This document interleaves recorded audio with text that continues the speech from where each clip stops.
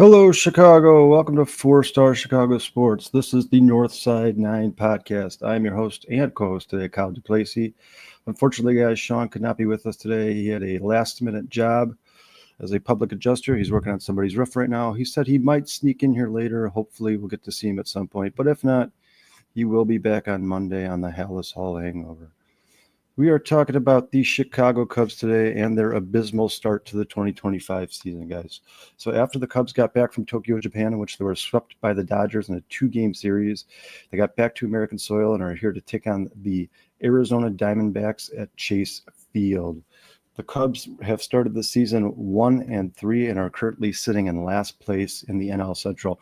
Now, obviously, guys, it's way too early to make any crazy conclusions or freak out, but it's certainly not the start that Craig Counsell and the Cubs wanted. Obviously, it's not an easy start to the season. They played the mighty Dodgers, who I think are capable of winning or somewhere around 120 games. And then to come home and play the Diamondbacks, who are certainly no scrubs, and probably will be involved in the NL playoff picture at some point. So it's been a rough start for the Cubs. There's been some good, some bad, but for the most part, it's definitely a lot of things the Cubs need to clean up. And hopefully they can do that going forward in the season. Real quick, I want to say what's up to Breaking News Bruce, our trusty moderator. He's always here for us. We appreciate you, Bruce. What's going on, man? And then obviously, guys, this show is brought to you by River Street Tavern in East Dundee, our first sponsor ever. And you guys, speaking of River Street Tavern, remember, we have a live draft show on April 24th, starting around 6 p.m. If you guys are in the area, please get out to River Street Tavern, 102 North River Street, East Dundee. We're going to be doing a live podcast there, 4 Star Chicago Sports, and we'll be breaking down the first 10 picks of the draft, or at least until the Bears pick. We don't know. Maybe they'll trade back, but please get out there if you can. We're going to be raffling off a bunch of cool stuff. Sean got some Cubs tickets for us. We got a signed picture of Charles Tillman, trying to get a signed helmet by Brian Urlacher. I know that Jay said he's going to bring a Mike Ditka jersey, but all the proceeds from the 50-50 raffle, or at least the proceeds that are not won by that individual, go to charity, Bears Care Charity. So it's all for a good cause. Please come out if you guys are in the area. We look forward to seeing you. We'd like to put a face to some of these names that join us on the show here. What's up, Elizabeth? She has joined the chat. We appreciate you joining us.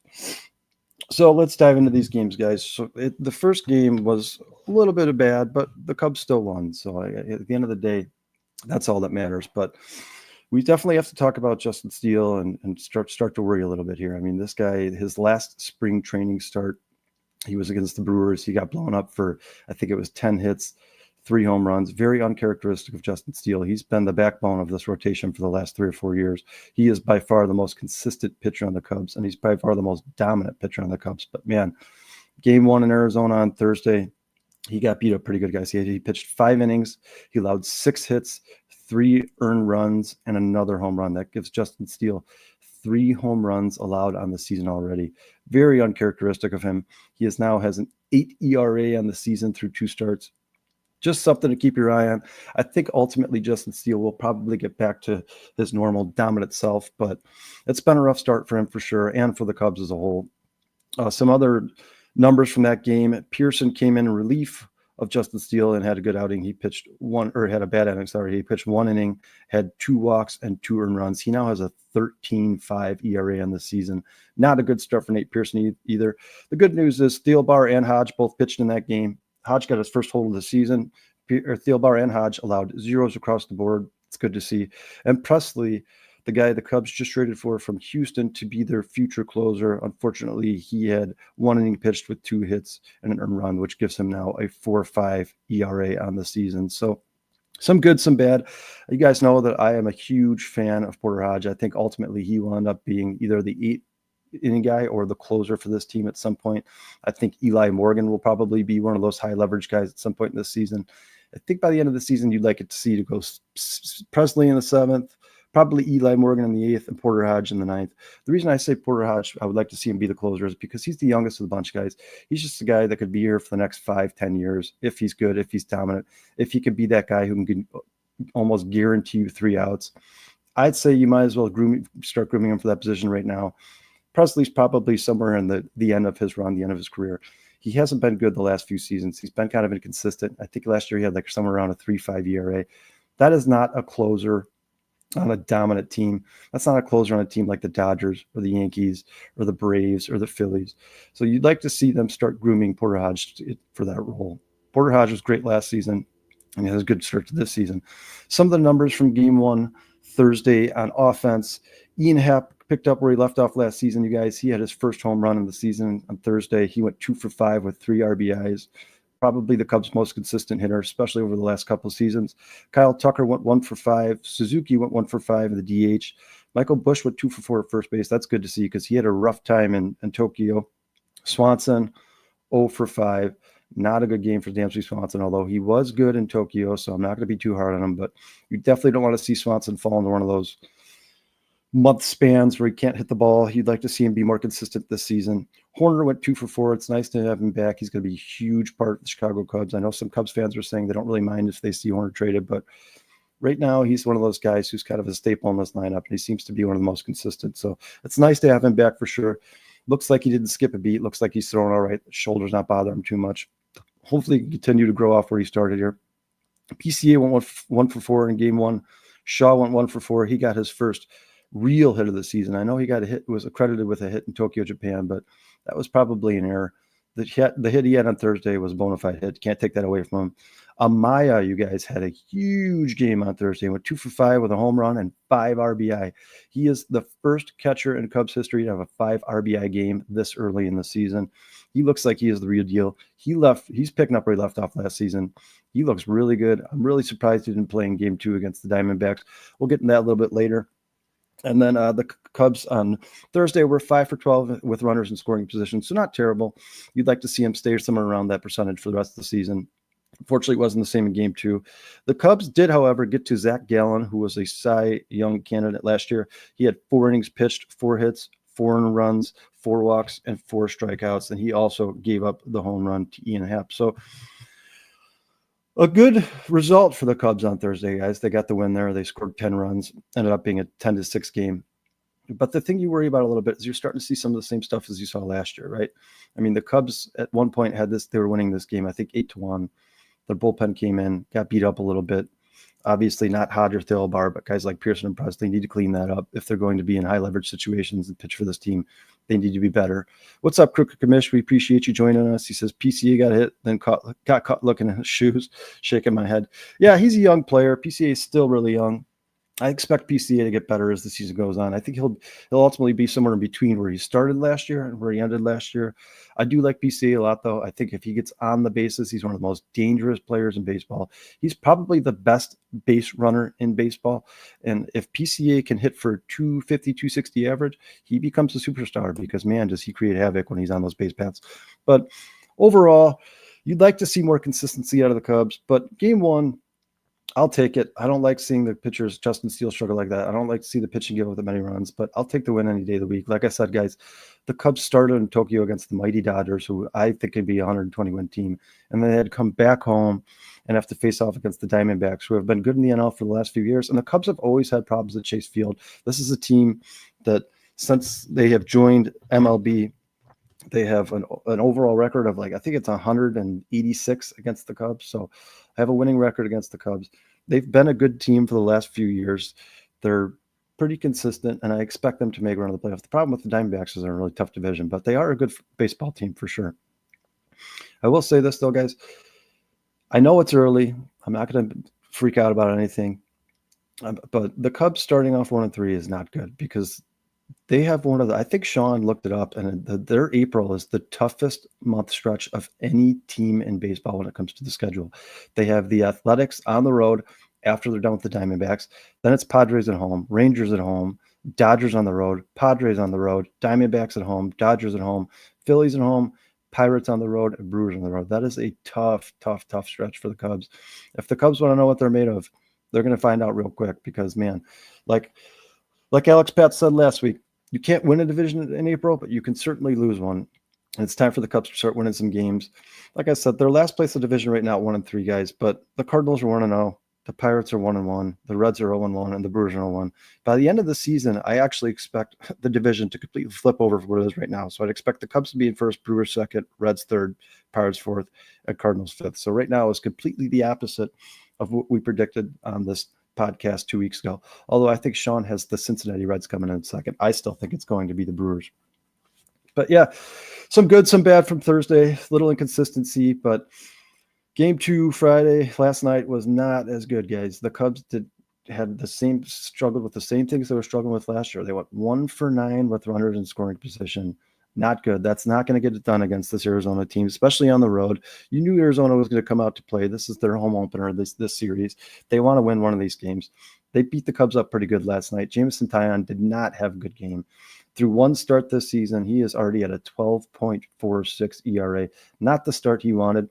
Jameson Taillon's coming off a pretty good season last year. He looked really good last year. He had one of probably his best seasons as a pro. But it did not look the same yesterday, guys. He had 4.1 innings pitched, 9 hits, 6 earned runs. He did have 0 walks, so that's a good thing.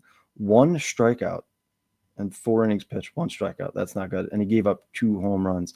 And speaking of those 2 home runs Jameson Taillon gave up yesterday, and the 1 home run that Justin Steele gave up Thursday, though all 3 of those home runs were hit by Egidio Suarez. And I'm sure you guys remember that name because he used to play for the Reds, and he has been a Cubs torture since he's joined the league. I mean, this is their kryptonite. Every single time this guy plays the Cubs, he looks like Babe Ruth mixed with Aaron Judge. This guy has 19 home runs against the Chicago Cubs since 2019. I mean, if he played the Cubs every day, he would be the best player in the history of baseball. You talk about somebody who loves to play the Chicago Cubs, it is Suarez. You guys, we've seen these guys in the past. These guys who every time they play the Cubs, they seem to be at their best. You all remembered Albert Pujols from the St. Louis Cardinals. He absolutely tortured the Cubs as well. I don't know what it is about Suarez, but the Cubs seem to have problems with him.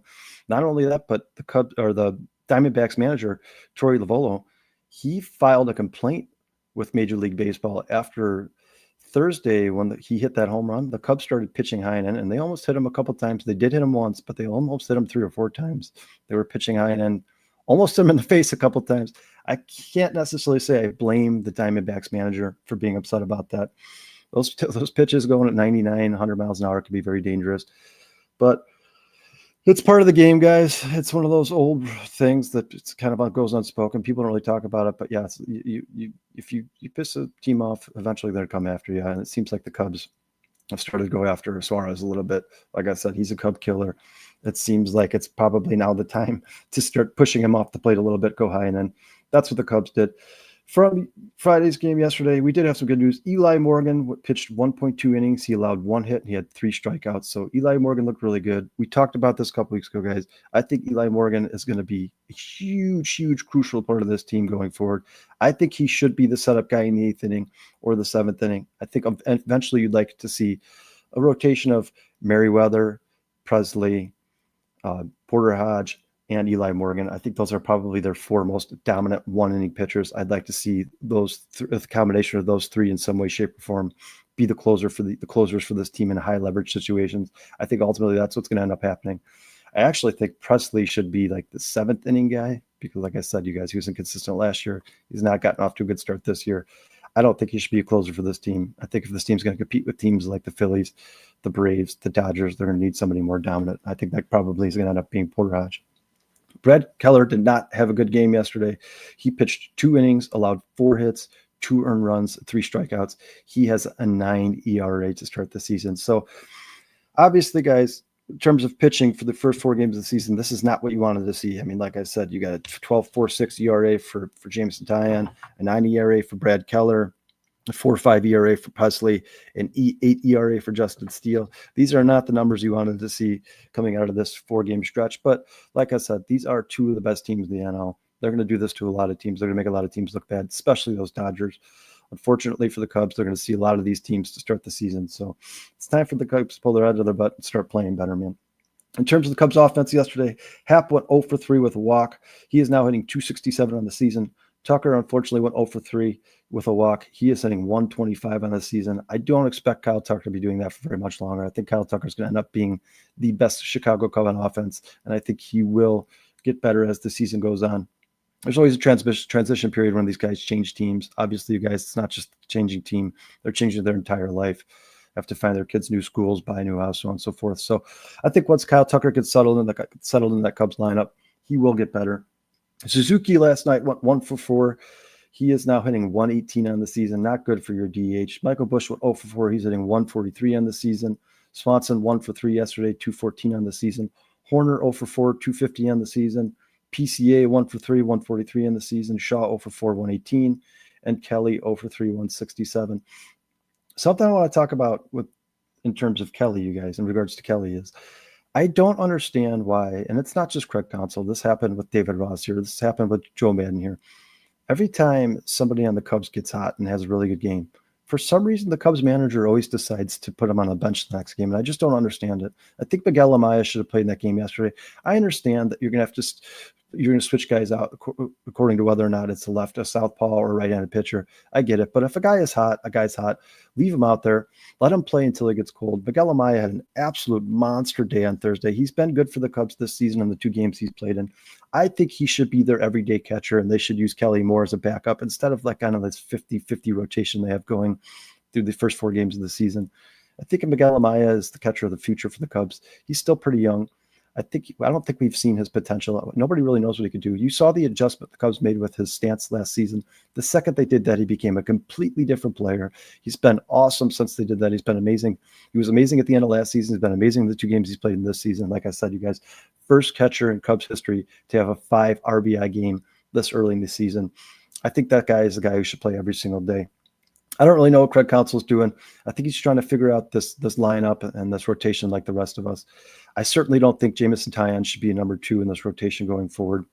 I don't think he's good enough to be that. Although Taillon is coming off a really good season, like I said, guys. He had a 3.27 ERA last year and went 12-8. That's kind of what you expect from Jameson Taillon. He's been pretty consistent his entire career. He's around a 3-4 ERA guy, but has not been a good start to the season this year. He had 125 Ks last year and 165 innings pitched.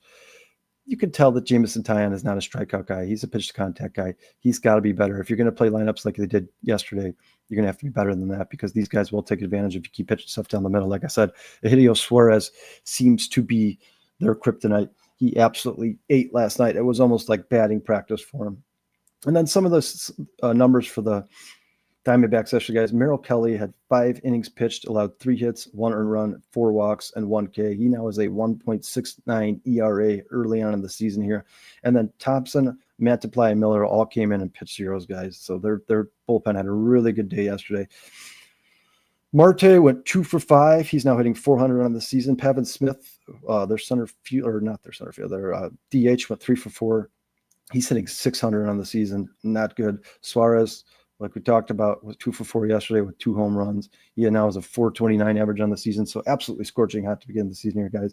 And then Alec Thomas, their center field, went 3 for 4. He now has a 7.50 average on the season. I think it was his first game there yesterday. So these are the numbers you wanted to see from the Cubs, right? 400 average, 600 average, 429 average, 750 average. Unfortunately for the Cubs, like I said, guys, 267, 125, 118, 143, 214, 250, 143, 118, 167. Miguel Amaya is the only exception to the rule there, guys. He has a 375 batting average to start the season with 8 at-bats. These are not the numbers we wanted to see. I'm not freaking out, guys. It's way too early. They play 162 games. They've only played 4 so far. I 100% expect this team to get better as the season goes on. But, man, talk about nightmares from last year.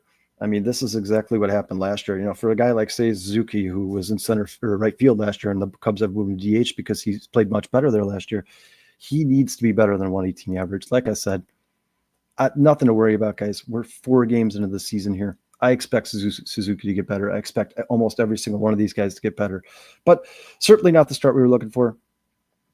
The Cubs are right now a team that just kind of needs to settle down, find their bearings, and get this ship right, because, man, if they continue to lose games, like I said, with this brutal schedule in April, they could fall behind pretty quickly.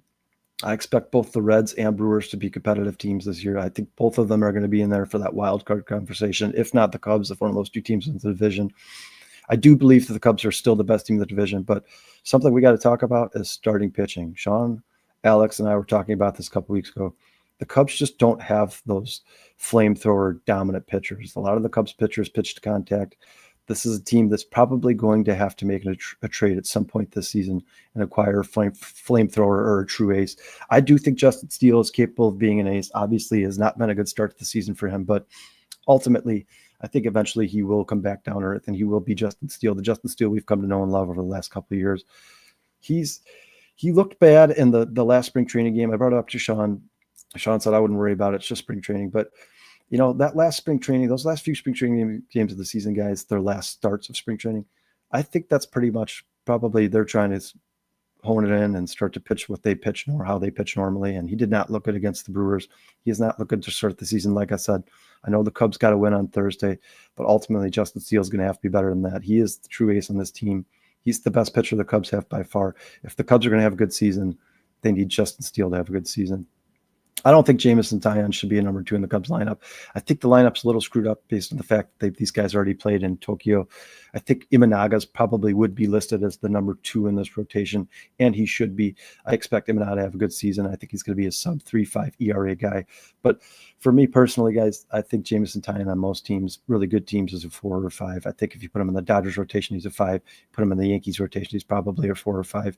Put him in the Braves rotation, he's a 4. I mean, this guy is not a 2 in a rotation. The 12.46 ERA is not a good start, but even the 3.27 ERA from last year would probably have him as like a 3 in a really good team's rotation. If the Cubs are going to compete with teams like the Dodgers, the Braves, the Phillies, the Mets, they have to be better. Plain and simple, guys. They have to be better. And like I said, it's not an easy start. They had to play the Dodgers in Tokyo at 5 o'clock in the morning. Also, those games were considered home games for the Cubs, which they shouldn't have been, because the Dodgers, half their team is from Japan. They have Ohtani, one of the Japanese superstar, the one everybody's come to know and love, probably the best player in baseball, if not in the history of baseball. Those games should have counted towards the Dodgers as home games, not the Chicago Cubs. But it is what it is. They lost both of them. They didn't look as bad against the Dodgers as they did yesterday against the Diamondbacks, guys. This team could just not get anything going. And like I said, nightmares from last year, 1 for 9 with runners in scoring position. We've seen this with the last 3 or 4 years with the Cubs. It's becoming a problem. I'm not saying that I'm worried about it yet this season because it's only 4 games in, but the problem is they haven't shown us they can do otherwise from the last few years going into this season. So definitely something you'd like to see turn around. I think Kyle Tucker is going to come around at some point. He's going to be the superstar the Cubs expect him to be. I hope so, man, because if you guys watch Cam Smith, not only did he absolutely tear up spring training, but he is one of the quickest players ever in the history of baseball to make it to the major leagues. I think there's 2 players who made it to the major leagues without a minor league stint, and another guy who made it to the major leagues after like a 12-game minor league stint. And then Cam Smith comes in at number 4. I think he played 20 games in the minor leagues and is now a major leaguer. He looks like he's going to be a good player in baseball for a long time. So if that trade's going to be worth for the Cubs, Kyle Tucker needs to start hitting. He's obviously not had a good start to the season. Like I said, guys, he's hitting 125. I expect him to be a lot better. I expect Suzuki to be a lot better. I expect PCA to be a lot better this season. And like I said, Miguel Amaya has been great the last, let's say, half year. And Ian Happ is Mr. Consistent for the Cubs. This lineup is going to be very interesting this season, guys. Like I said, they had Horner hitting, 6 yesterday. I think they're going to start moving these guys around a little bit. I expect Ian Happ to stay in the leadoff role, but eventually I think Nico Horner does need to move up that lineup a little bit. I think they probably have him down there since he's coming back from an injury from that surgery off last season, guys. I think Craig Counsell is going to mess with this lineup a lot. I don't think you've seen anything set in stone by any means necessary, but you would like to see these guys find a more consistent role on this team and eventually try to keep those guys where they are. You'd like to see a 1 through 9 lineup that's pretty much the same every single day, at least consistent on a day in and day out basis. Couple tidbits I forgot to mention, you guys. Keegan Thompson was clear. He cleared waivers yesterday, so he will stay with the Cubs. That's amazing to me. I mean, Keegan Thompson's been inconsistent, but overall, he's a pretty good pitcher. I'm absolutely mind-blown that nobody else decided to put a waiver in for him and try to pick him off the Cubs there. But he is going to continue to be a member of the Chicago Cubs. And like I said, guys, Torey Lovullo, the Diamondbacks manager yesterday, he did file a complaint with Major League Baseball against the Cubs and pitching up and in on Eugenio Suarez. I mean, it was definitely on purpose. The first one looked like maybe it had been an accident, but after the second or third time, you could tell that the Cubs were definitely trying to push him off the plate a little bit. It's baseball. It happens. But I want to talk about the starting rotation a little bit more, guys, because this is starting to scare me a little bit. If Justin Steele continues to struggle the way he's struggling, the Cubs really don't have that run stopper. They don't have that guy who can get the ship right, get these guys back on track. I mean, like I said, Shona Imanaga has been absolutely amazing since coming over here from Japan. He is one of my favorite Cubs. He is a fly ball pitcher who pitches in Wrigley Field. So unfortunately, sooner or later, the wind's going to be blowing out one of these days, and you're going to see some bad days from Shona Imanaga. I hope he could be a sub-3 ERA guy like he was last year, but that's a tall task and a lot to ask when you're pitching in Wrigley Field. And then obviously you have the struggles of Jameson Taillon. I don't even know if the Cubs really know who their 4 and 5 are yet. I'd like to see Jordan Wicks back up here and back in this rotation at some point. I think he's a guy who could be a 3.5 ERA guy. I think he could be a 3 in a rotation. He was a really high draft pick. I think the Cubs expected a lot from him. So I don't understand why it seems like they've almost given up on him so early. I expect him to be back in this rotation at some point, and hopefully he could be the guy who kind of saves the day. If not, the Cubs are going to have to go somewhere elsewhere and find a starting pitcher. You know, we've heard rumors about guys like Dylan Cease. We've heard rumors for some of the superstars of baseball, but let's face it, guys, the Cubs aren't going to make a trade this early in the season. So somewhere in this rotation, somebody's going to have to get the ship right. I think you're going to see Boyd and probably Colin Ray at some point make their appearances in this rotation. I think you guys know I did not like the Matthew Boyd contract. $29 million is way too much for that guy. I think the Cubs could have found a way to find a couple more guys, keep a couple more guys off this roster, and put that money towards a really good caliber starting pitcher for a 1-year contract. I know it's tough to ask superstars to sign 1-year contracts. I think there was probably better options for the Cubs out there. I don't think they did enough homework. I don't like Matthew Boyd.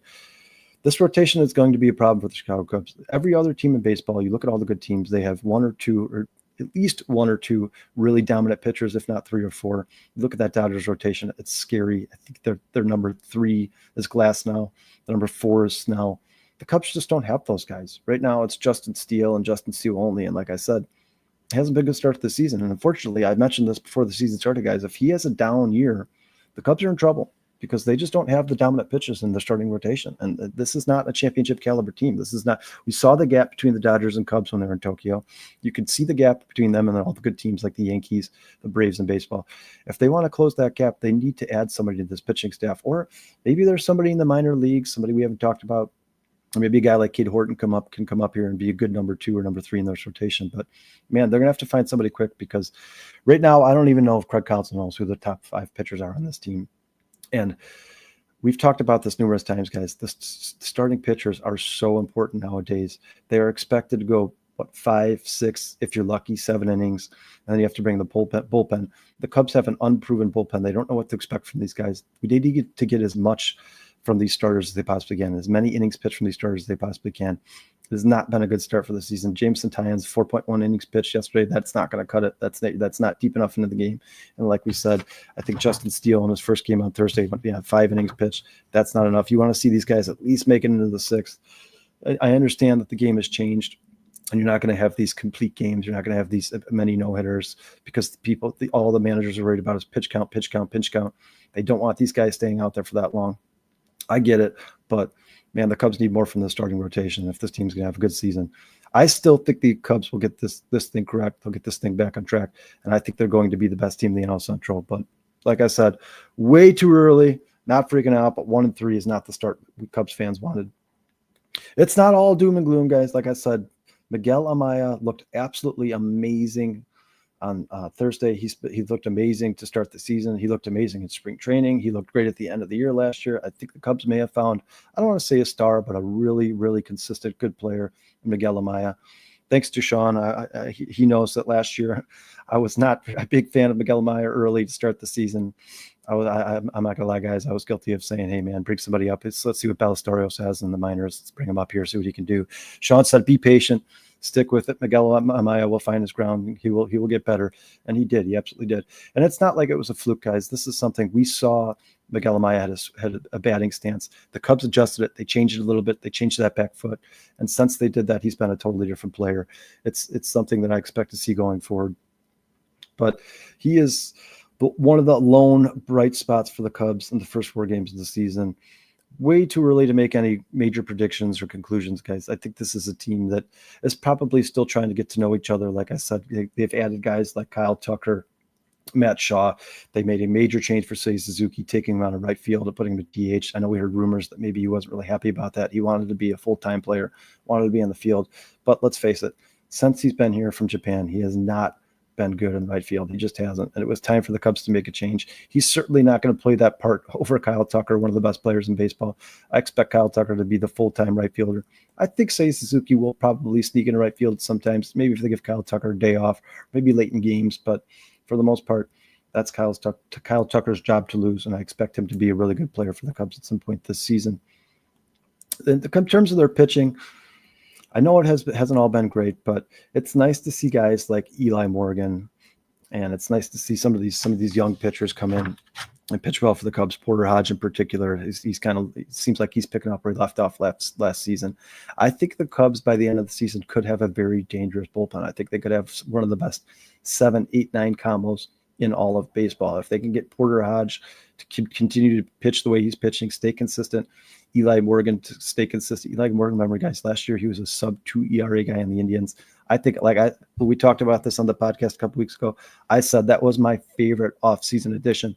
I know it didn't get a lot of news, and there wasn't a lot of people talking about it, but Eli Morgan could be a very, very, very good pitcher for this team and could be placed in some very high leverage situations.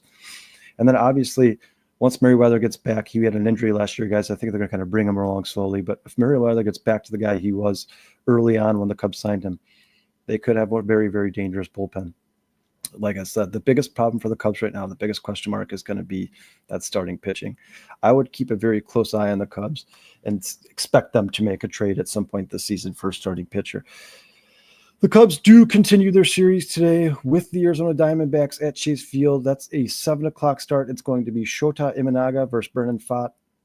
Hopefully Shota can get the ship right. He was kind of the run stopper last year, guys. I expect him to be kind of the same thing early on in this season.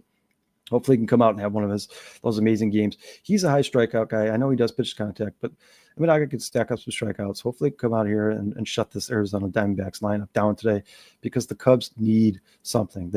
Remember last year, you guys, and they had these month-long spans where it was just brutal and they couldn't hit the ball. They couldn't pitch, just months and months where it looked like a totally different team. Shota Imanaga seemed to be the guy who stopped all those droughts last year. Hopefully he can do the same this year. They need to hit better for Imanaga. He should have won more games last year. They were not hit. He had some amazing performances last year where they just could not hit. And the Cubs ended up losing games 2-0, 2-1. Hopefully they don't do the same thing this year. If Imanaga comes out and pitches the way he did last year, you'd like to see the Cubs put up some runs for him. He should have a really good season this year. But you guys, it's too early to make any conclusions. Like I've said, we're 4 games in. Certainly nothing to freak out about. But you'd like to see Craig Counsell start making some changes to this lineup to start trying to get this thing right. I mean, Miguel Amaya should be an everyday player. I don't like the fact that he took him out of the lineup yesterday. I don't think he should have done that. I think if a guy is hot, like we've talked about, I remember last year, I forgot who it was. Maybe Alex Canario came in and had a grand slam on one of his first games ever in major leagues. And then they put him on the bench for like the next 3 games. This just doesn't make sense to me. If a guy is hot in baseball, you want to play him as much as you possibly can. That's what the Cubs should be doing. And real quick, guys, I just want to give a shout out to everybody in the chat here. Ant Mass, Cricket Commish, Breaking News, Bruce, Liz. If you guys have any questions or any comments, something you want to talk about, please put them in the chat here. I'd love to address them. If I have any problems, if you have any audio problems or video problems, please let me know. It's tough to tell when you're by yourself. Hopefully I sound all right. Like I said, Sean got called into a last-minute job, guys. He's on a roof somewhere making money, so he will be back Monday. If not, he said he might try to sneak in here at the end of the show, but the show's not going to be very long. Not much to talk about. We're 4 games into the season. The Cubs are 1-3, currently last place in the division. I do expect that to change pretty soon here, but like I said, Alex said it best last week, guys. You can't win a division in April, but you can certainly lose one. And the Cubs have a rough schedule in April. So they need to start winning games now, especially against these teams like the Diamondbacks and the Athletics next week. Although, you guys, the Athletics looked pretty good yesterday. I don't know if you see, there's now a new Max Muncy on the Oakland Athletics, who had his first home run yesterday. So the Athletics looked pretty good yesterday. They're playing good early, so hopefully the Cubs, they don't play like that against them. Like I said, the Cubs have to play them on the road. It's never good to go to somebody else's house, even if they're not good teams. You expect to go 500 on the road in baseball. Hopefully the Cubs can go in there and sweep the Athletics. But then, like I said, they got the Padres, Rangers, Dodgers, Padres again, Diamondbacks again, Dodgers again, Phillies, Pirates, and Brewers. That is a rough schedule for the Cubs to start the season. I think they play all the games against the Dodgers this season in the first month of the season. So, like I said, the Cubs are going to know who they are pretty quick here. If you want to know who the Cubs are, you're going to find out pretty quick in April, because this is one of the toughest schedules that I've ever seen in the history of baseball.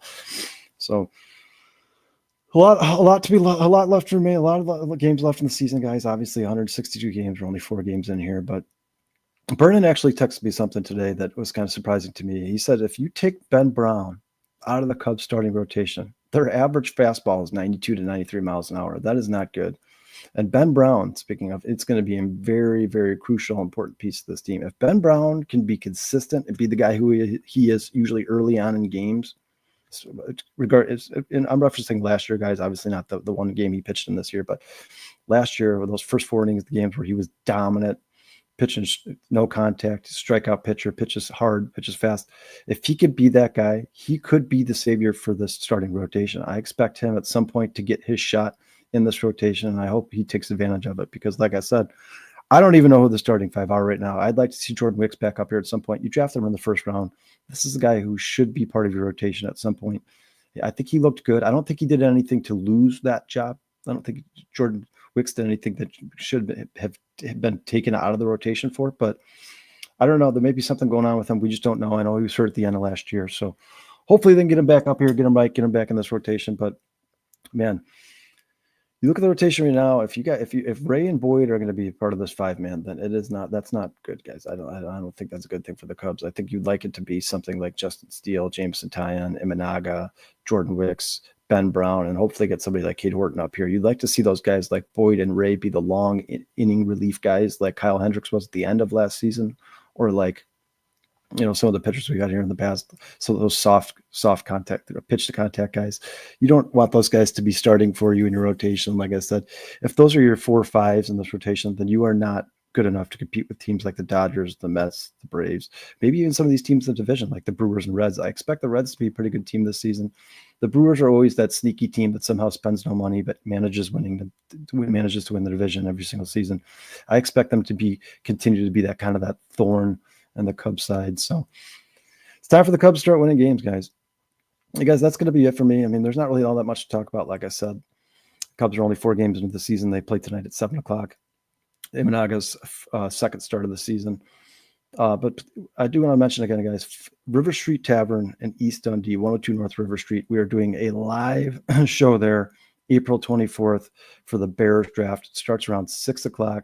You guys, great food, great service. They're going to have good specials, the food and drink specials that day for the draft party. We will be there at least for the first 10 picks of the draft, maybe a little bit longer depending on if the Bears trade back or not. But I would love to see you guys, some of you guys out there, Ant Mass T, Crooked Commish. We love to put a face to the name here, guys. We appreciate you joining us. If it wasn't for you guys, we wouldn't be doing this. I want to give a shout out to Brandon, Dustin, Sean, Jay, all my partners for putting this show. Oh, you guys, Sean just jumped. What up, everybody? I've been trying to check in, but the sound's a little shoddy here. So, how'd the job go? Well, I think it's gonna go well. The guy just told me don't send in those invoices. He's gonna pay me more. I said that sounds great. Sean, are you driving and podcasting at the same time right now? I am. Is this safe? That's not. I don't think that's safe. They say don't text and drive, guys. Certainly don't podcast and drive. Don't try this at home, guys. I got my Cubs head on. I was representing. Now that you're in here, man, let's get a real. What do you think so far? Real quick, your first impression of the first 4 games of the season. It's kind of what we talked about. The first couple of shows that we did was we were a little concerned about this pitching staff, and I don't want to draw too much into it because I still think adjustments can be made. We still got Wicks, we still got Assad, we still got Horton, so there's still a lot. And I actually, on my way to this job, Carter Harkins was on the radio and said that Assad is still on schedule to return to the Cubs on April 10th, right when he was supposed to. So there's some relief on the way. But I'm a little disappointed in the start of some of our sluggers. I mean, Seau is off to a slow start. My boy Michael Bush is off to a slow start. But again, it's a couple of games, and that pitcher kind of was in a groove last night. I can't remember his name off the top of my head, but he was kind of in a groove.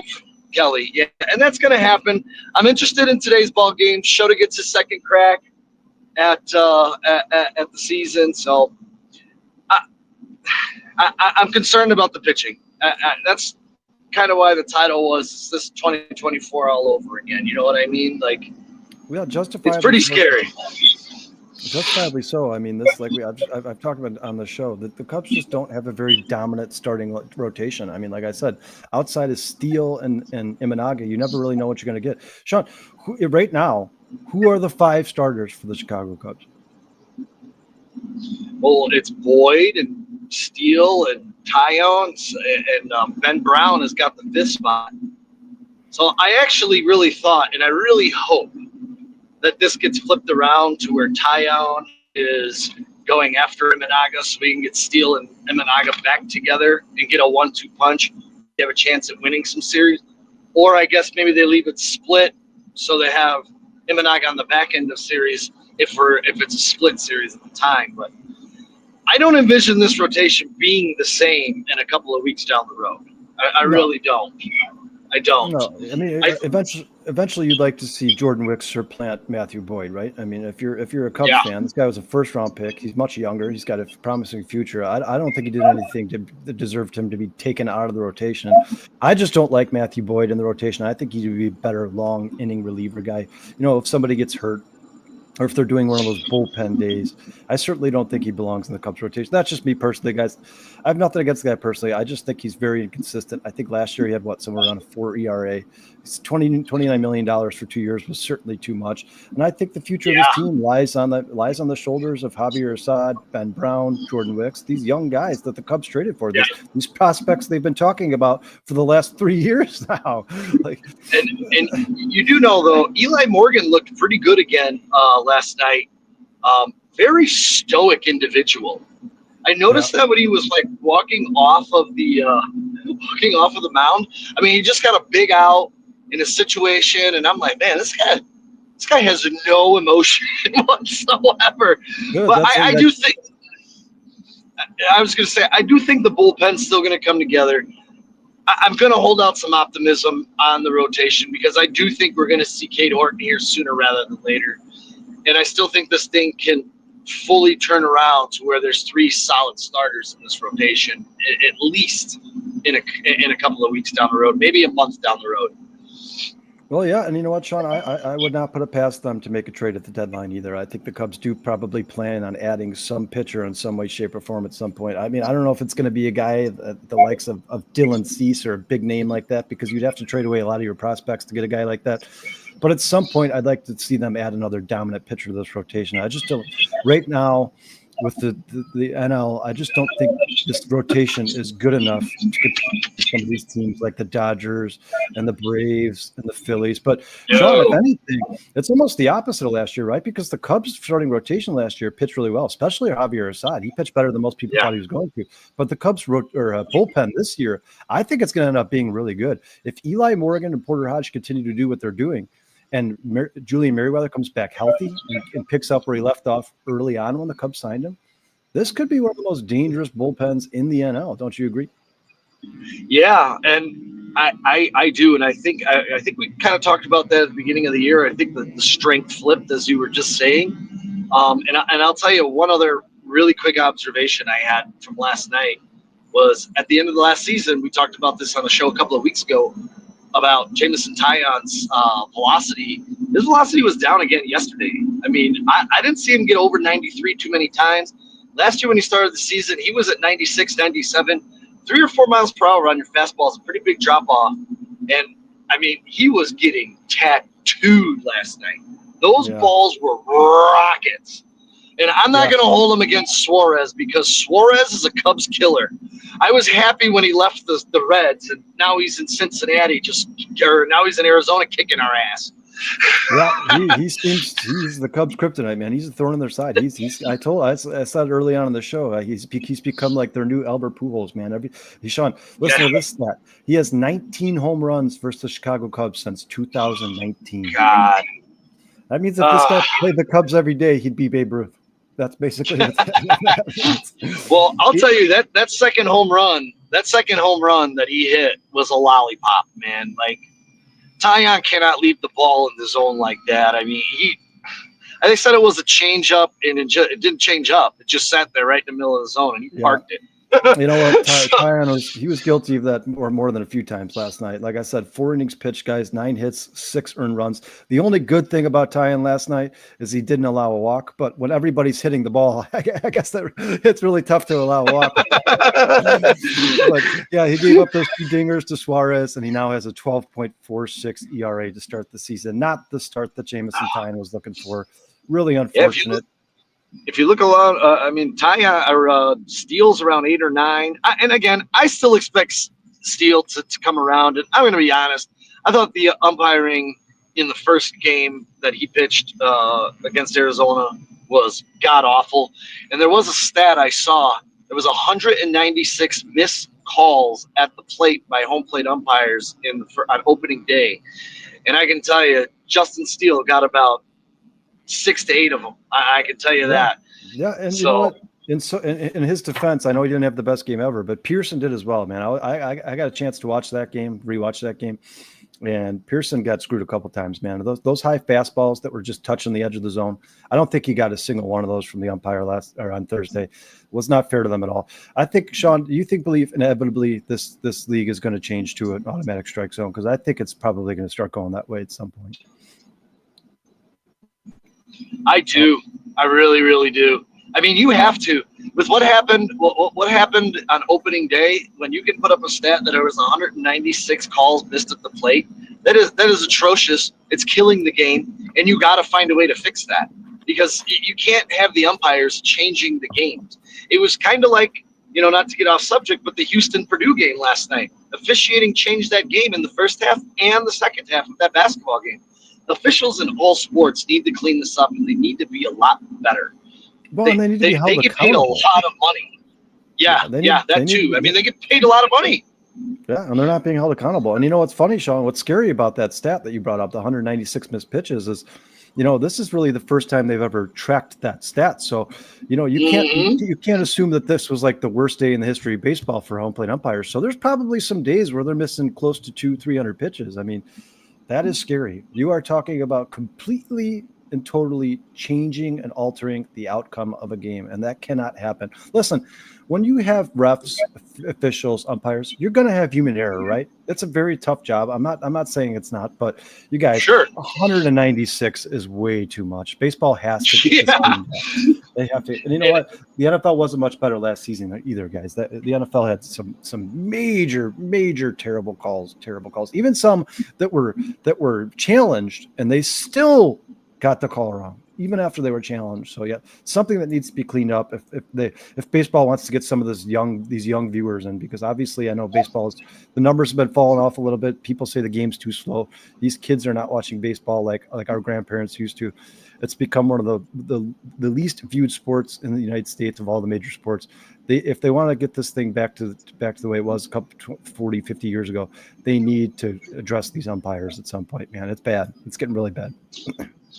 We're gonna find out if this cop behind me is following me or. Once again, guys, don't drive and podcast. No, he is following me. Oh boy. Hands-free driving, guys. Hey, I'm hands-free. He can't tell that I'm on the phone, but he's definitely following me. Missed the turn signal. I haven't broken a law, so all I gotta do is hang up with you. Oh, you know what? He did not turn when I turned. You guys, the most exciting time on 4 Stars ever. Is Sean gonna get pulled over? Let's hope not. I haven't been pulled over in like 10 years, man.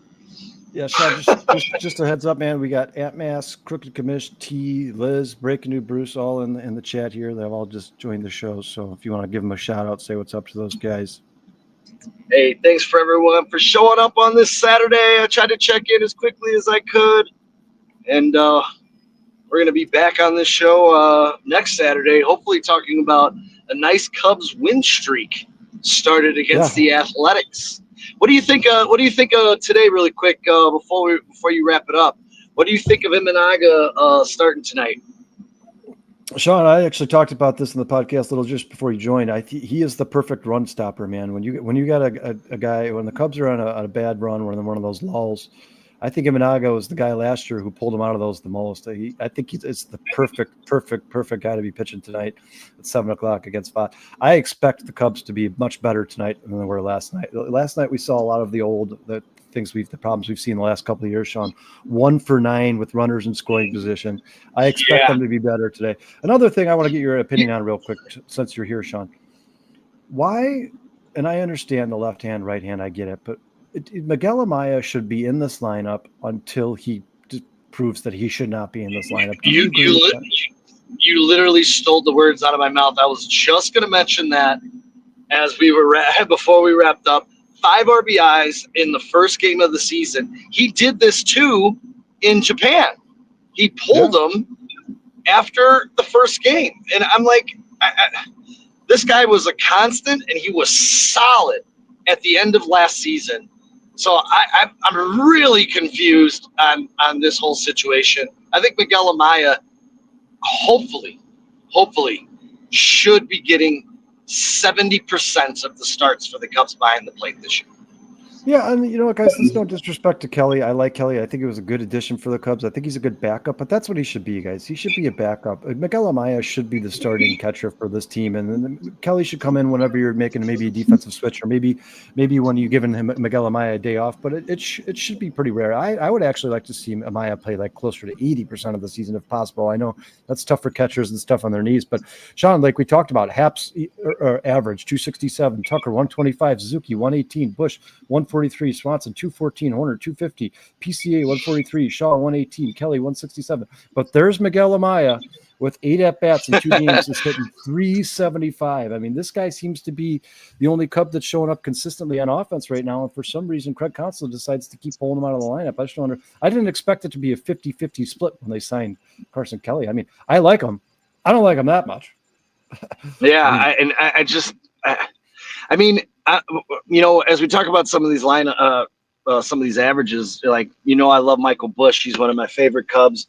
I hope that his end of the season, because he had a really good stretch during the season, but kind of towards the end, he kind of tailed off a little bit, kind of starting that way, looks a little sluggish at the plate. Matt Shaw looks a little lost right now. And that's not a tip. That's not, that's typical for a guy coming in out of the minors. First time, Jackson Holiday last year, #1 prospect in all of baseball, started 054. They sent him back down. He came back up, and Jesus, he lit the world on fire. So this could be something that happens with Matt Shaw. I'm still seeing that weird foot placement. When you look at his minor league tape, he wasn't turning his foot in at the plate, and he was doing it again last night. So I don't know what the deal is with that, but he's got to get better, man. He's got to get better at the plate. Maybe he's just not comfortable, but they are taking some good at-bats, though. They are taking some walks. So there is some encouraging things here. Yeah, we talked about this on the podcast. Now, we expected Matt Shaw to be consistent. Every rookie in every sport isn't consistent. That's why they're rookies. That's why they're not – that's why they have to go through the minor leagues, guys. They're not brought up straight from the college to the major league roster. I expect some struggles from Matt Shaw. He does look a little bit lost. The only thing the thing that's really sad about Matt Shaw is obviously he has the lowest batting average on the Cubs through 4 games, which you expected from a rookie. But he is tied with Seiya Suzuki at 118 batting average, who is now our DH and supposed to be there solely to hit the ball. I mean, this is a guy who cannot have a bad season. Seiya Suzuki cannot have a bad season this year. He has to hit around that 270 average with 25, 30 home runs, right? Isn't that what you expect from a guy like that? 100%. I'm a little lost with Seiya to start the season, man. I was expecting him to get off, especially being home in Japan, to get off to a little bit better start in front of his home countrymen, and it's continuing here. I mean, his swings have actually not looked good. And you know how much I love Seiya. He's one of my favorite Chicago Cubs. He to start the season, man, he does not look good. That swing looks awful. I mean, he had some half-cut swings last night. Like, he doesn't look comfortable at the plate either. And again, I'm hoping maybe this maybe it's a little layover from Japan. I don't know. I haven't had a chance to look at the Dodgers and see how they've done since they've come back. But they're 4-0, Sean. They're 4-0. okay.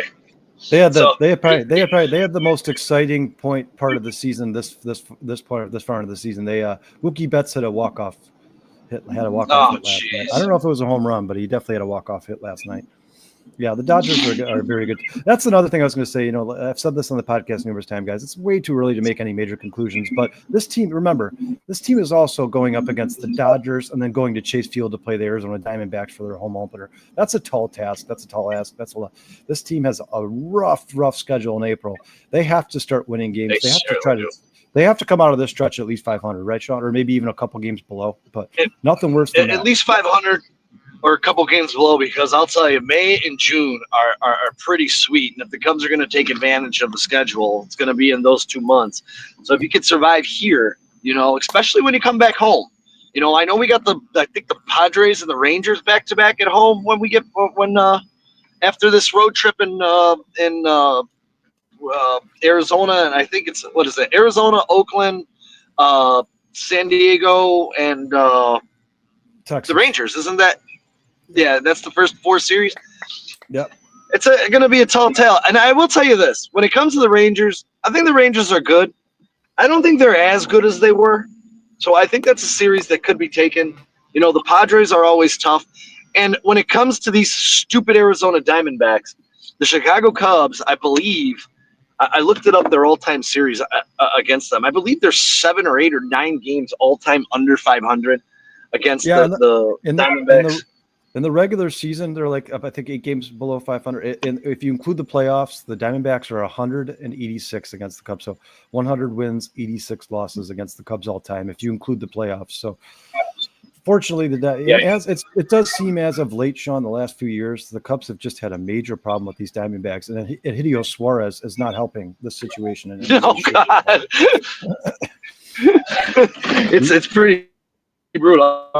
On my next destination. I was worried about that. I'm at the next stop, but I got time. It was a Diamondback. I was worried about the Diamondbacks too, because I've been to a lot of Diamondbacks games and I've watched them just kick our brains in. And I mean, we got to them in the first game. The bullpen got a little shaky. We won 10-6. I fell asleep, actually. It was 7-3 when I fell asleep. So I woke up like, oh, God, thank God we held on to that one. But last night I had that on with the 2 basketball games. And there was nothing exciting about the Chicago Cubs yesterday. Nothing. Nothing at all. It was a snoozer, man. I think the Cubs ended up with something like 3 hits in the game. That's not going to get it done against a team like the Diamondbacks. And it sucks because, you know what? I like the Diamondbacks. I do. And, it sucks because they every time the Cubs play them, they seem to have a problem with them. But for the most, I like Corbin Carroll a lot. I like Zach Gallen a lot. I do too. He was Cy Young candidate last year. But this is a team. It's fun to watch. It just stinks because every time the Cubs go to Chase Field, they just seem to be a totally different team. And even like you said, Sean, even that first game, you'd think 10 runs would be a sure thing. But near the end of the game, like you said, you woke up and it's like all of a sudden it's 8-6. You're like, "Ooh, what's going on now?" It's a lot of the same of the end of last year, and it's starting to. It is a little concerning, Sean, because even though it's early on in the season, the runners and scoring position problem and the bullpen problems we had last year, they've never proven us. They've never proven us that they fixed them. All we can do is go off of last year and 4 games this year, and they seem to be rearing their ugly head. I'll tell you this, which was really funny. Chris and I, my buddy Chris, we went to Cubs Diamondbacks game. We got there a little bit late. I think we got there in the bottom of the first inning. And by the top of the third, it was 14-1 Arizona. We left. We were like, dude, this is it. No point to hang around for this one. I don't have a lot of fond memories with the Diamondbacks, but like we said, I hope Shota can be the stopper we need tonight. He can give us 6 quality innings. We can get into the strong part of the bullpen. That was kind of one of the things that really bothered me about yesterday was Eli Morgan was signed to be one of the stopgaps in the bullpen, but yet you burned him in a game where we had realistically no chance of winning. So Ryan Brazier is on the DL, so that was because he's on the DL. I don't know what this bullpen really is, and I think that's what scares me the most because Presley didn't look good the other day in the opener. Now you have Julian Merriweather, which I hope will come back, but you still don't know because the guy hasn't played baseball in a year. So as much as we say the bullpen may be a strength, I still don't know what this bullpen is. Because again, I said the same thing when they were losing to in the first game against the Dodgers in Japan. He brought in Eli Morgan, and I'm like, well, what if the Cubs are winning tomorrow? Who do you go to as your sixth, seventh inning guy? I thought that's what Morgan was signed here to be. I mean, you traded a top prospect for him, so you think this is a quality guy. I mean, his numbers were quality. He was fantastic for the Indians in the playoffs last year. So I'm a little confused at this bullpen and this makeup, and maybe we just have to let this first month go by and see how this rotation and this bullpen kind of set in with each other. Because I'm lost right now, man. Yeah, I mean, Sean, you're preaching to the choir. You asked me early on in the season, or before the season started, you said it was your favorite off-season addition, and I immediately said Eli Morgan. I like Eli Morgan a lot. I think he could be a huge piece for this team. Is it possible? Do you think there's a chance that the Cubs don't know what they have in Eli Morgan? Like, they don't know just how good he is? Because when I watched him last year on the Indians, he looked like one of the most dominant pitchers in baseball from what I got to see. And obviously, I don't watch every Indians game, guys, but him and Hodge, I think, should be the 8-9 guys on this team. I think that's the way I think that's kind of the way it's going. I think ultimately that's what's going to end up. And I don't see why you would be upset about that because they're both relatively young. Like, both these guys could be here for the next 4 or 5 years. Did they burn Hodge yesterday, or is that opener? I can't remember. No, Hodge was the opener. Well, the first game in Chase Field. Yesterday was Ty Morgan and Keller. So okay, and by the way, I don't want to pass dispersions on someone this early, but Brad Keller sucks. I'm sorry. That dude can hit the high road.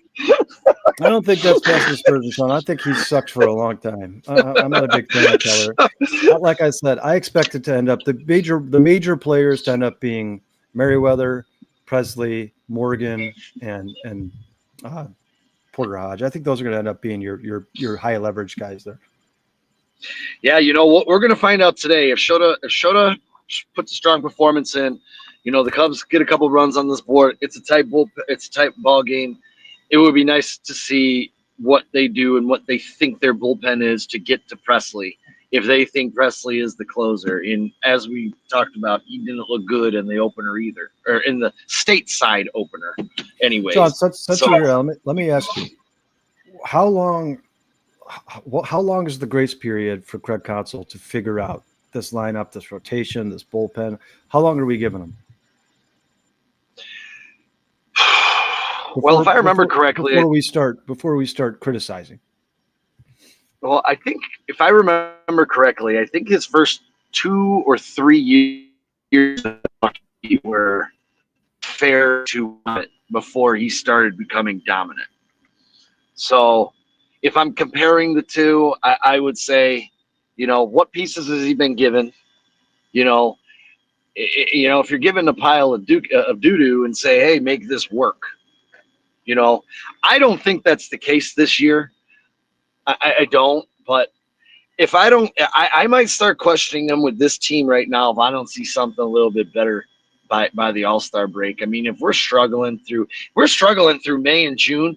I mean, if you go look at the teams we got to play, if we're not kicking butt and taking names, I'm gonna have some serious questions. I will, and I don't want to say, oh, that's overreactionary, because I thought the second half of last year, late July, August, September, I think I even talked to you about it and said, man, Counsell's starting to get a grasp on this team. They're starting to play Counsell baseball.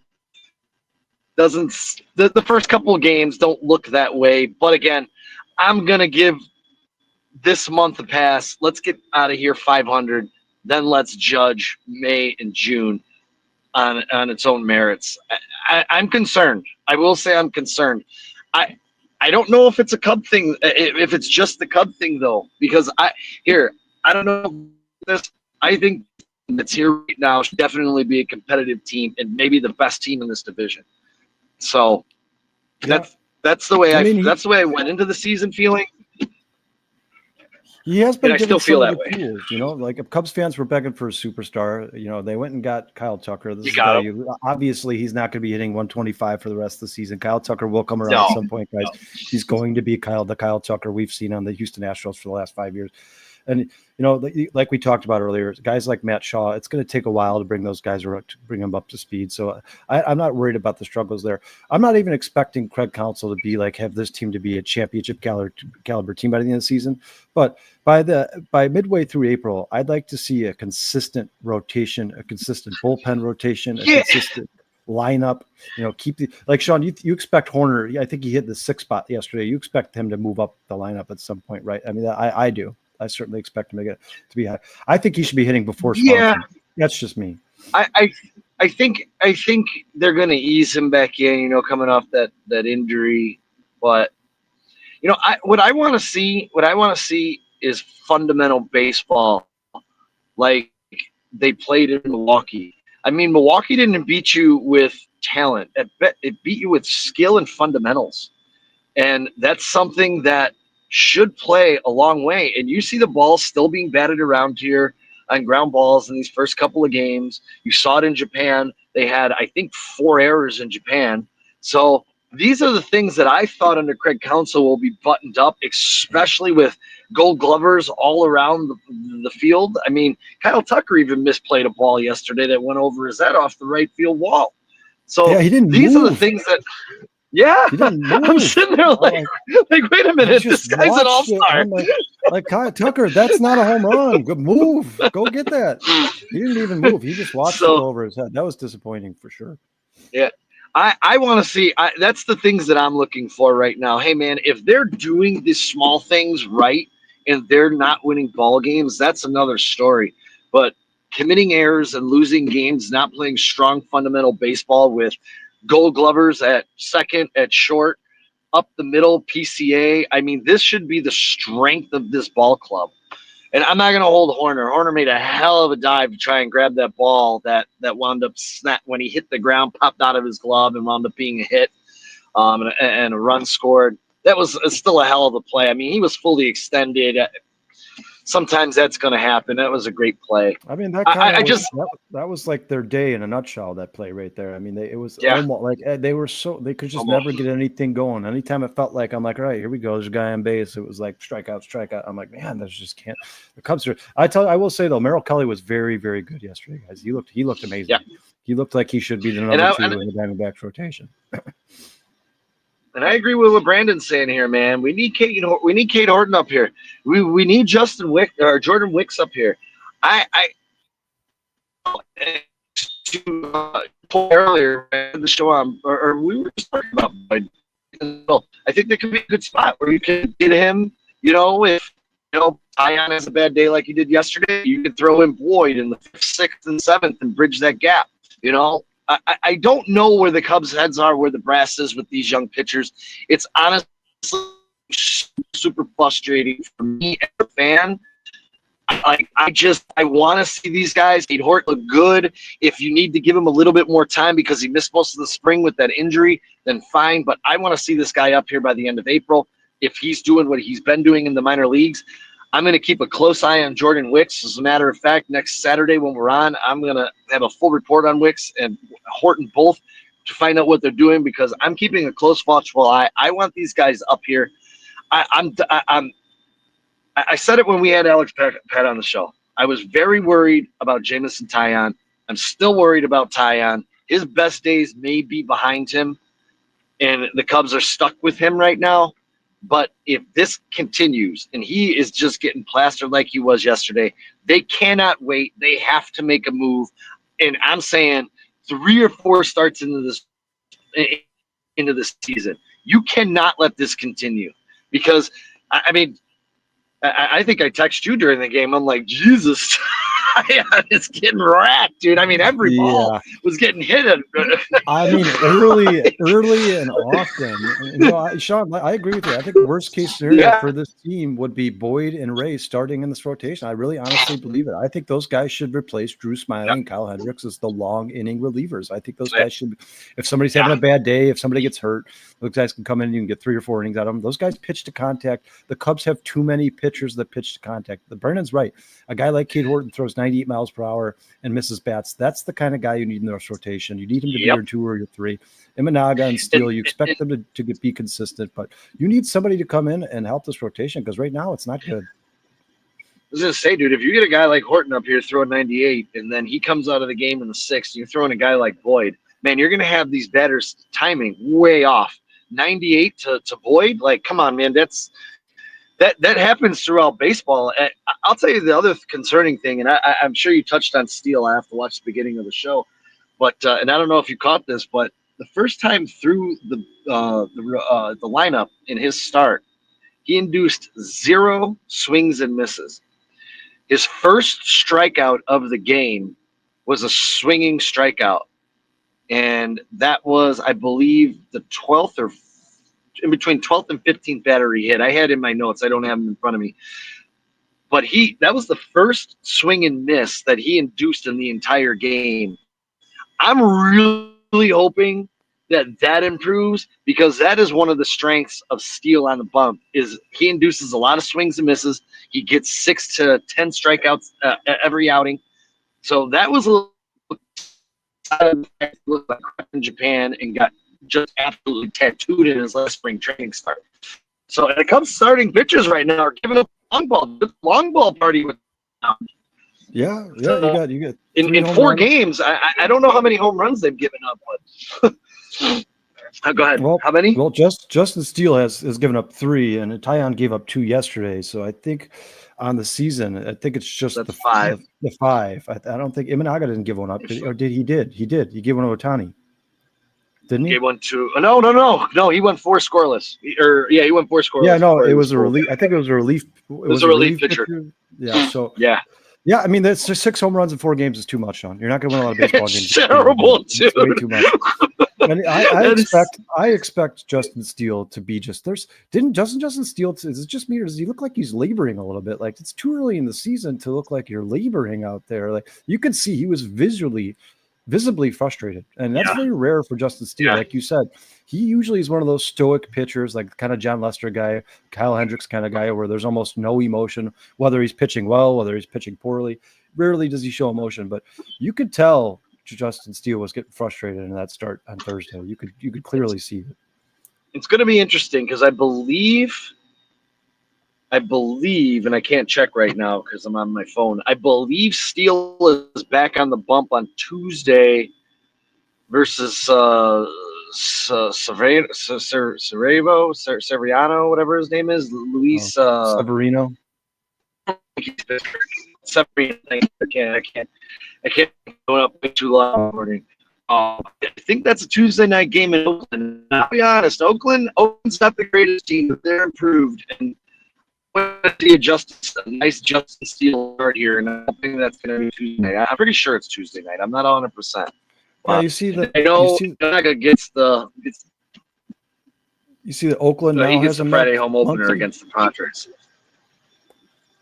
You see Oakland now has a Max Muncy. They have Max Muncy, don't they?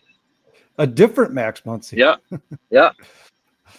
It's a different Max Muncy? Yeah. That was his home run yesterday. And they got Leganeris too. I mean, it's not a great team, but it's not as bad as they've been. Let's just say sneaky. that. They're sneaky. So yeah, it's going to be an interesting road trip. They got 2 more here, and is it 3? Is it 4 games in Oakland? I can't remember. I think it's 3. I think it's 3 games in Oakland. It's 3? Okay. So 7-game road trip and then a 6-game homestand. So that's 13. Hopefully we can get out of this 7-6. Yeah, I'm really hoping. If you're going to be a good team baseball, guys, you got to go 500 against the good teams and have a winning record against the bad teams.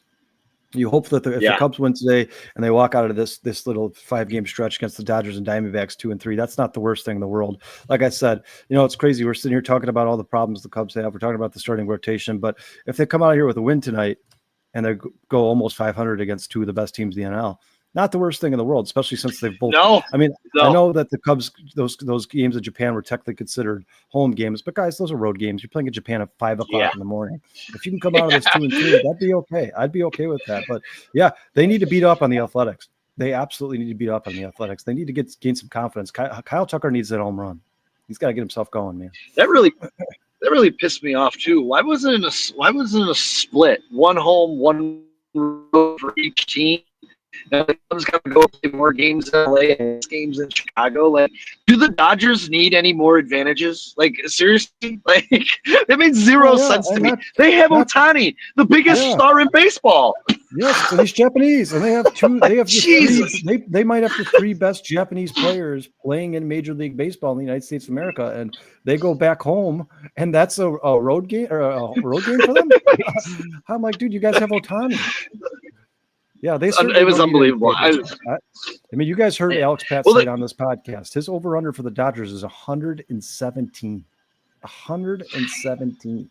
Yeah, and I don't know if I rebutted that, dude, but I'm at 125 for this club, man. I really am. There's not enough good National League teams that they have to play that can actually threaten them on a regular basis. I'm fine with 125. I'm fine. I think I'm pushing one of the best teams ever play baseball. Club, man. Yeah. I'm glad that we play them in a couple of weeks, and we don't see them again unless we're in the NLCS or in the playoffs, I should say. Maybe not the NLCS, but in the playoffs, which I don't know if I want to run into them in there either. But if you run into the playoffs, my hope in the season. I hate the Dodgers. I hate the Dodgers, but I'll tell you this. Even before all this billion-dollar Dodger crap, I've never been a big Dodgers fan. I've always been partial to the Braves, partially because Greg Maddux spent a great part of his career there, and that rotation with Maddux and Glavine and Steve Avery was amazing to watch in the early 90s. The Braves are built to beat the Dodgers. They really, really are.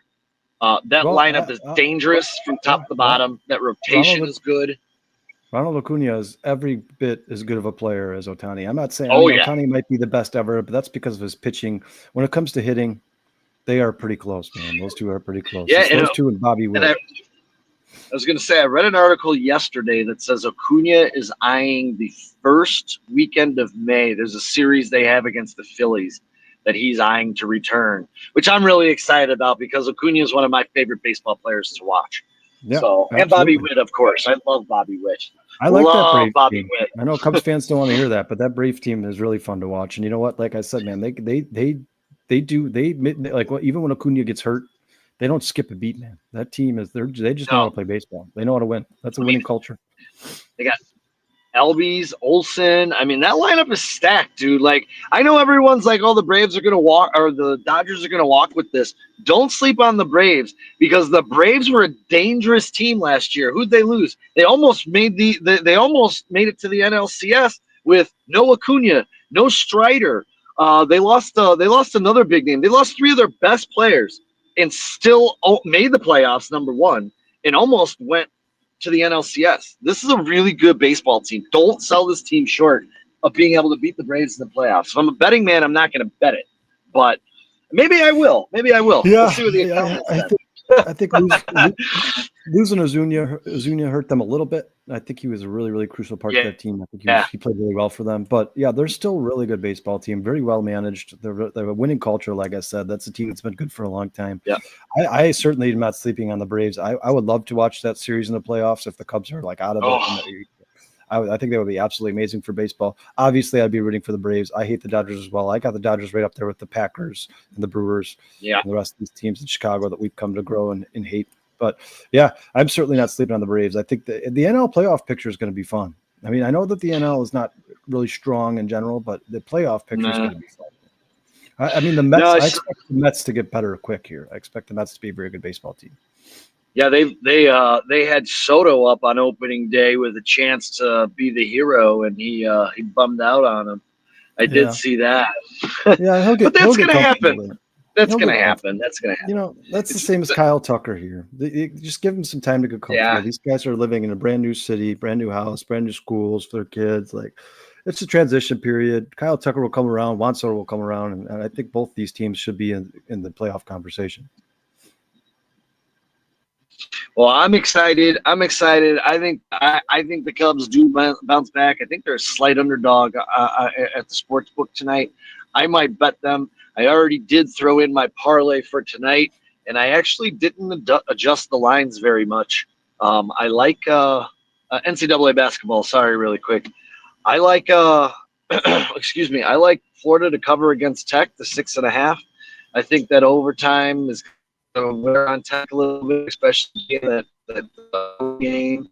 And I'm gonna take Alabama. I I love Alabama being +8. I think it dropped to 7.5. But I mean, Jesus, they were historic in their last game.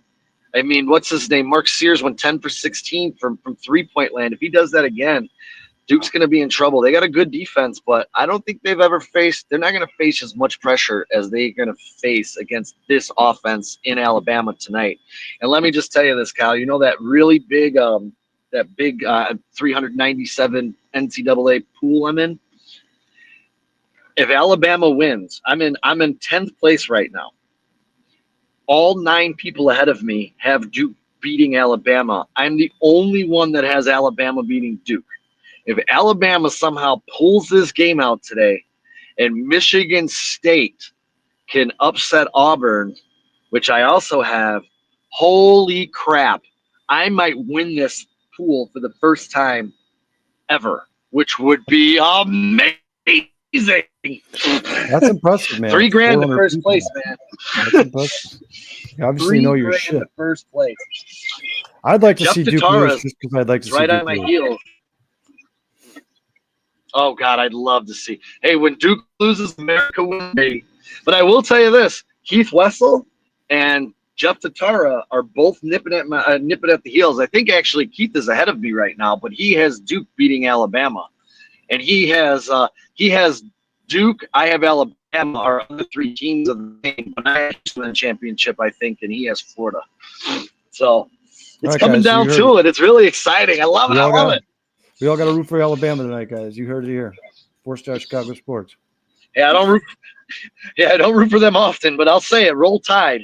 Come on, baby. Roll Tide. Not only for my pool, but for America, because then Duke can't win the national championship. Sorry, Dustin. All right, guys. I think we've taken up enough of your time. Sean, I appreciate you coming in here, man. You know, these shows can always get tough when you're by yourself. You kind of run out of stuff to talk about. So thanks for joining us, man. I know obviously you're working. We appreciate you. Absolutely. We appreciate Brandon, Aunt Mass, T, Crooked Commish, Liz, Breaking News, Bruce, as always. Thank you so much, guys. Remember, live draft show, April 24th, River Street Tavern, 102 North River Street. Good drink specials, good food specials, great food, great service, plenty of TVs. You guys will not miss anything from the draft. We'll be live there. Sean? And Kyle, did you tell them? We got another set of Cubs tickets to give away for the Cubs and Marlins. I can't remember the date off the top of my head, but it's the Cubs Marlins. It's Monday night. It's 13 rows back in section 217, I think it was. So we got those, and by the end of the day, we might have a couple more prizes to announce on Monday. So I'm working at it, boys. Yeah. Appreciate you, Sean. Appreciate you, listeners. You guys all stay safe out there. Sean, have a good day at work there. Hopefully you're not working too hard, man. I'll be going to work in 3 hours here for another 13-hour shift. So appreciate everybody. Love you guys. Thank you so much. Remember, without you guys, there would be no us. Sean, have a good day, man. Thanks, brother. Yep, absolutely. You too, brother.